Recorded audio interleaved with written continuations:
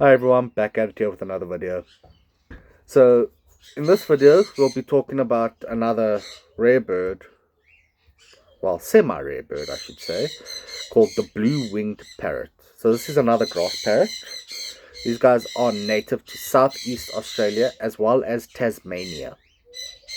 So the same island you would find the Tasmanian devil on. And they are found in most of the habitat on the forests, the shrublands, the grasslands, a little bit of desert, but everything in elevation over up to 1,200 meters above sea level. So they are found a little bit higher than sea level.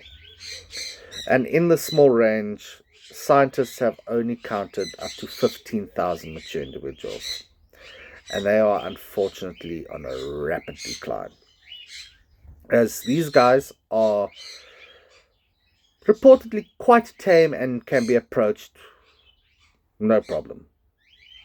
I wouldn't suggest it if you plan to go see these birds, because you don't want to upset the natural habitat with them. But yes, these guys, they are stupidly tame and approachable, which is one of the biggest reasons why these birds are on a massive decline, as they are too trusting, and that means us humans catching them for pet trade, for these poachers that are just catching them to sell them to meat markets. And the feral mammals, the foxes, the cats, the hogs, they just don't move. They just don't care. They're like, oh, okay, what do I do now? So yeah, these birds are once again commonly found in Europe, in the European aviculture, and everywhere else not so much, except for Australia and Tasmania, where they are bred as well. These guys are predominantly found in either pairs or small groups while eating the grass seeds and some insects that they love eating. These guys only eat grass seeds in the wild. Only. No leaves, no fruits, nothing. It's grass seeds and some insects.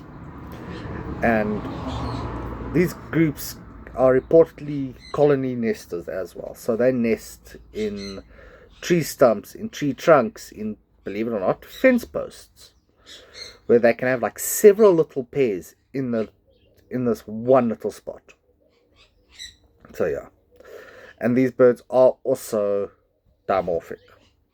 So it's actually quite fascinating. The birds actually get brighter when it's time for breeding. So that's how it's indicated when is their breeding time. But scientists have noticed that their colors go brighter. It's actually quite cool. So yeah, these guys are dimorphic. So the males have a bronze yellow crown with a deep blue frontal band above their eyes, margined in a pale greenish blue above that band, with olive green upper parts, with a pale green from the cheek to the upper breast area.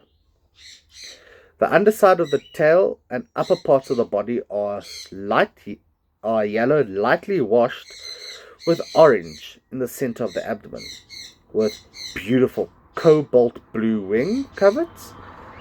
The beak is once again a blackish grey with dark brown eyes. The females, however, have an olive green crown with less of a frontal band, so their frontal band's a lot smaller, and it isn't washed with any of the other color. The upper wing coverts are duller but washed in a olive green with pale underwing stripes, which is very minimal compared to what the males have. So yeah, where the males actually have nothing, these guys have got a minimal pale band under their wings. They are once again beautiful.